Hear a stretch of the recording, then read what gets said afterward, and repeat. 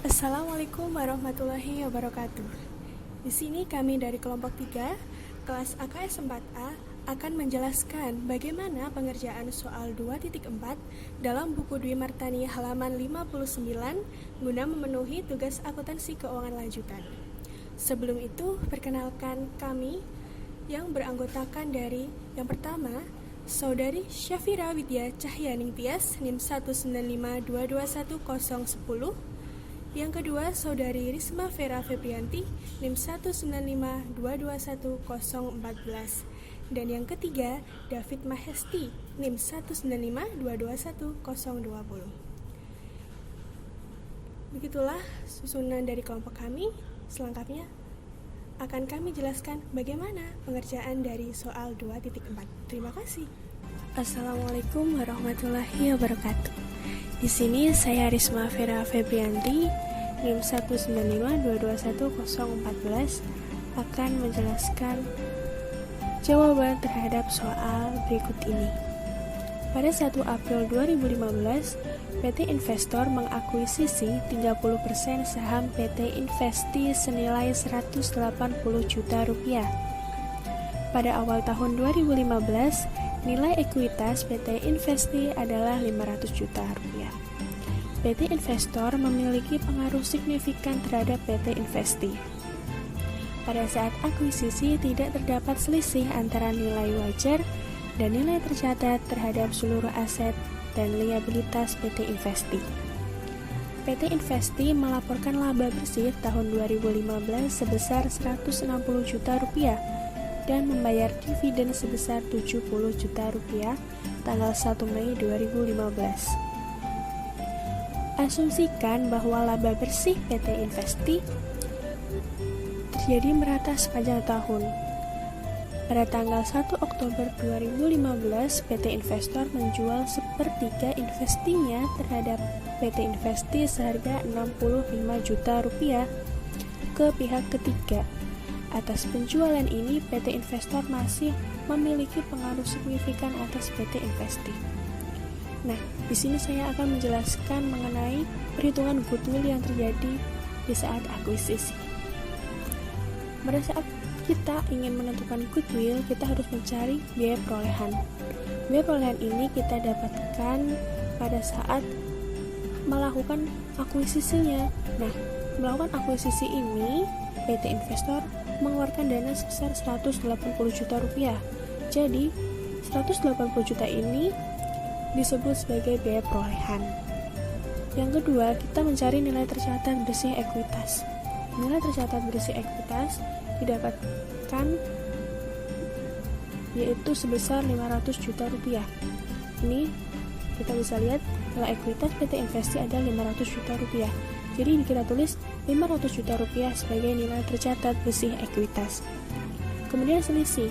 Karena di soal kita diketahui bahwa tidak terdapat selisih antara nilai wajar dan nilai tercatat terhadap seluruh aset dan liabilitas PT Investi, maka selisih kita nolkan.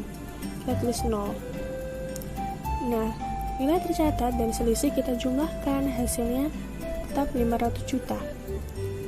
Kemudian kita cari persentase. Berapa sih persentase dari PT Investor itu terhadap jumlah dari nilai tercatat bersih ekuitas ditambah dengan selisih itu sendiri.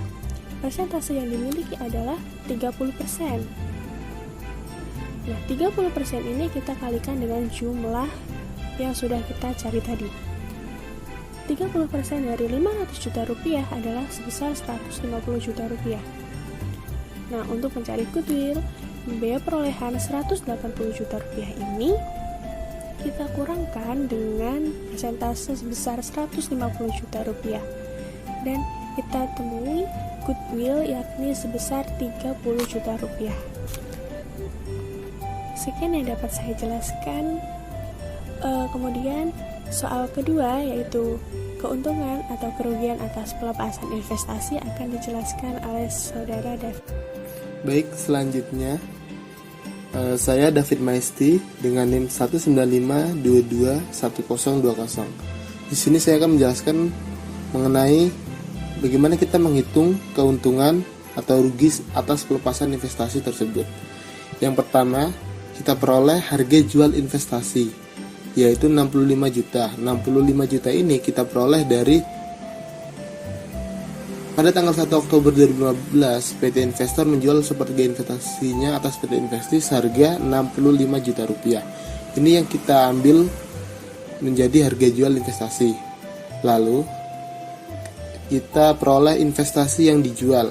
Investasi yang dijual ini diperoleh dari perhitungan sepertiga dikali 180 juta. 180 juta ini merupakan nilai saham yang diketahui, sehingga 1/3 dari 180 juta atau nilai saham tersebut yaitu 60 juta.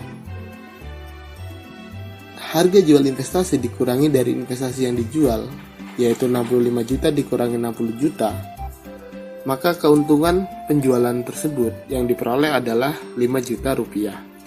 Nah, itu tadi merupakan perhitungan keuntungan atau rugi atas pelepasan investasi tersebut. Terima kasih. Baik, di sini saya akan menjelaskan dalam pembuatan jurnal investasi yang dibutuhkan oleh PT Investor sampai dengan tanggal pelepasan sebagian. Di sini pertama-tama kita mencatat perolehan investasi. Pada 1 April 2015, PT Investor mengakuisisi 30% saham PT Investi senilai 180 juta rupiah. Maka di sini kita catat akun investasi pada entitas asosiasi di debit 180 juta rupiah, dan catat akun kas di kredit 180 juta rupiah. Kemudian kita mencatat pengakuan bagian laba. Di sini PT Investi melaporkan laba bersih tahun 2015 sebesar 160 juta rupiah. Karena di sini PT Investor mengakuisisi 30% saham PT Investi, maka di sini 160 juta dikali 30% saham yang diakuisisi, maka dapatlah hasilnya 48 juta rupiah. Di sini kita tulis investasi pada entitas asosiasi di debit 48 juta rupiah. Dan bagian laba atas entitas asosiasi di kredit 48 juta rupiah. Dan lanjut pada mencatat pengakuan dividen. Di sini PT Investi membayar dividen sebesar 70 juta rupiah pada tanggal 1 Mei 2015. Karena di sini masih mengakui dividen, maka kita catat piutang dividen di debit pada investasi pada entitas asosiasi di kredit. Di sini pengakuan dividen 70 juta dikali 30% saham yang diakuisisi oleh PT Investor, maka dapat hasilnya 21 juta rupiah. Di sini kita tulis piutang dividen 21 juta rupiah. Dan investasi pada entitas asosiasi di kredit 21 juta rupiah. Kemudian mencatat pembayaran dividen. Di sini PT Investi membayar dividen 70 juta rupiah. Karena dikalikan 30% saham yang diakuisisi, maka hasilnya 21 juta rupiah.